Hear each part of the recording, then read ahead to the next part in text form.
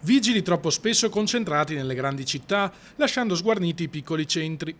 Per risolvere questo e altri problemi è iniziata in Consiglio regionale la discussione della nuova legge in materia di polizia locale e politiche di sicurezza. Bisogna considerare le realtà delle grandi città e le realtà invece dei comuni piccolini che sono in difficoltà, che hanno pochi vigili, in alcuni casi neanche uno, per cui penso che se andremo ad ascoltare i sindaci di tutti i territori cercheremo di dare delle risposte.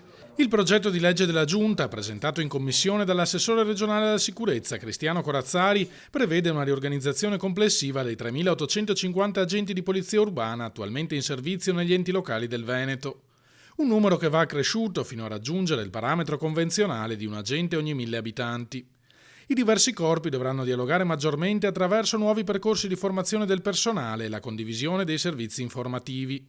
Altri aspetti della legge riguardano il coordinamento con i diversi soggetti privati che si occupano di sicurezza, dalle agenzie di vigilanza al controllo di vicinato e la messa in rete dei diversi sistemi di videosorveglianza. Il Ministro dell'Interno vuole finanziare, Matteo Salvini, nuovi interventi e oggi abbiamo una situazione in cui queste realtà e i comuni non si parlano.